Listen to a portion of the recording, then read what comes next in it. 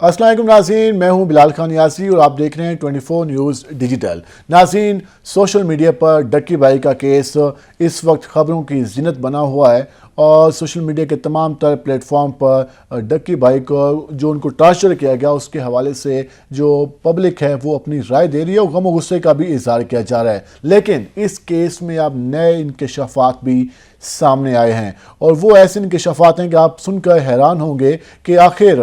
ऐसा क्यों किया गया और ये जो सब कुछ डक्की भाई के साथ हुआ तो इसको कंट्रोल करने के लिए भी कोई वर्किंग की गई थी। जी हाँ, तो आज हम आपको इस व्लॉग में बताएंगे कि किस तरीके से एनसीसीआईए के एडिशनल डायरेक्टर चौधरी सरफराज ने जब ये देखा कि ये मामला अब हाथ से बाहर जाता हुआ दिखाई दे रहा है तो उन्होंने इस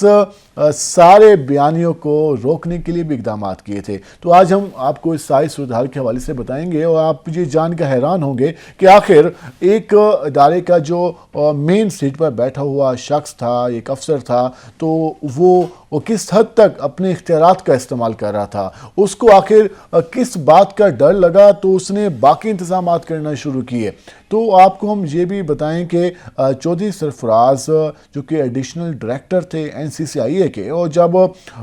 डक्की भाई को गिरफ्तार किया गया और उसके बाद खबरें बाहर आना शुरू हुई कि उन पर टॉर्चर किया गया है, उनको तशद्दुद का निशाना बनाया गया, तो उस सारे बयानियों को रोकने के लिए चौधरी सरफराज ने एक हिकमत अमली अपनाई।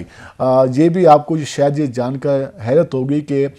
चौधरी सरफराज ने एक व्हाट्सएप ग्रुप बनाया हुआ था जिसमें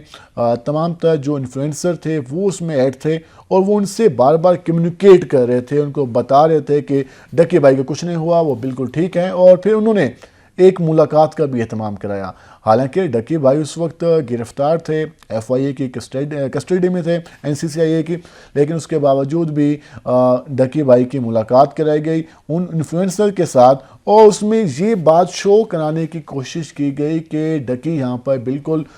ठीक है और उस पर कोई तशद्दुद नहीं किया गया। एक वीडियो भी सामने आई है जिसमें डक्की मौजूद है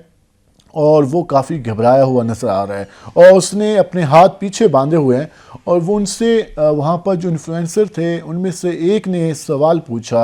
चौधरी सरफराज ने कहा कि क्या आप इनको जानते हैं?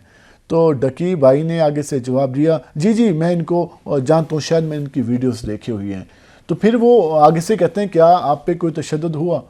तो वो घबराए हुए लहजे में कहते हैं, नहीं मुझ पर तो कोई तशद्दुद नहीं हुआ। तो सवाल ये उठता है कि आखिर चौधरी सरफराज को क्या ज़रूरत पेश आ गई थी, क्या ऐसी नौबत आ गई थी कि वो ये सारे इक़दामात उन्होंने करना शुरू कर दिए थे जब वो अपनी सीट पर मौजूद थे, जब वो एडिशनल डायरेक्टर थे और उनको लग रहा था कि अब खबरें बाहर जाना शुरू हुई तो उन्होंने अब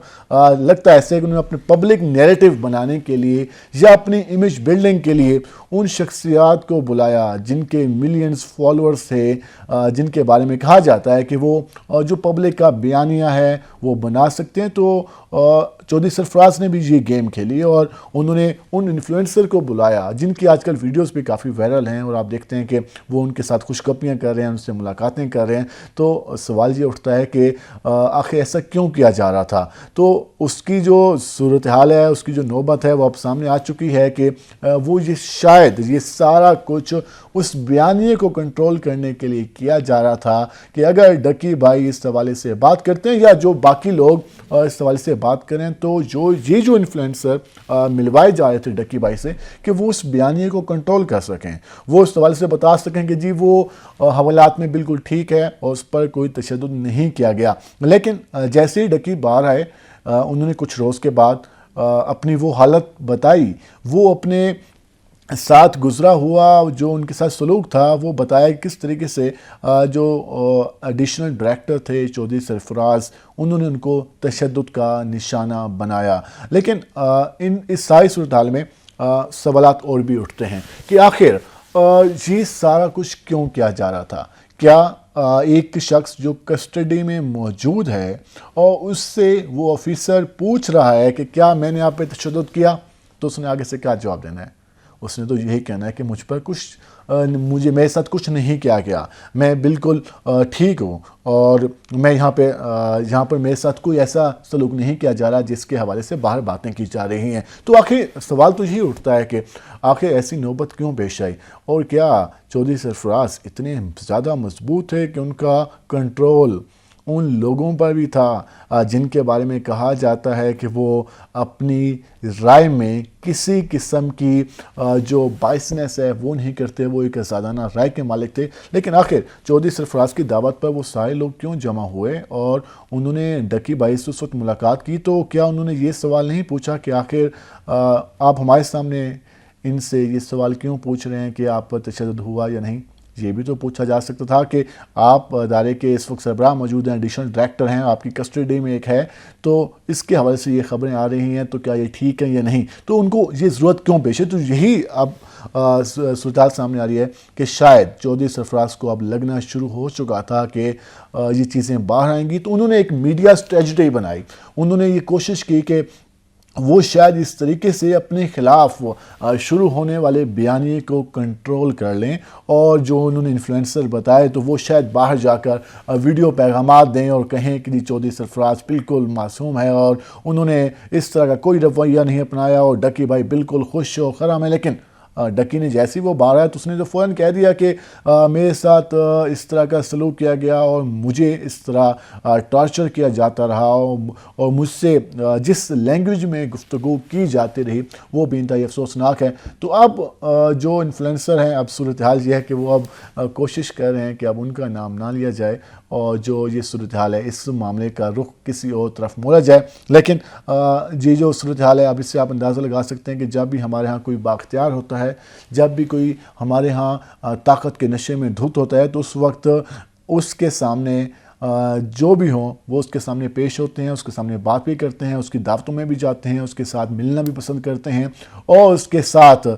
بیٹھنا اور سیلفیاں بنوانا بھی پسند کرتے ہیں۔ لیکن جب وہ مشکل میں آئے تو پھر وہ کہتے ہیں اس سے ہمارا کوئی لینا دینا نہیں۔ اس وقت دو صورتحال چل رہی ہیں، ایک چودھری سرفراز جن کے مظالم کی وجہ سے ڈکی بھائی آپ بات کر رہے ہیں کہ ان کے ساتھ انہوں نے یہ سلوک کیا، اور دوسری جانب وہ انفلوئنسر جنہوں نے ان سے ملاقاتیں کی، جن کی ویڈیوز باہر ہیں، وہ بھی پریشان ہیں کہ پبلک جو ہے ان کو بھی تنقید کا نشانہ بنا رہی ہے کہ آخر وہ کس کیپیسٹی میں ایک حوالات میں بند شخص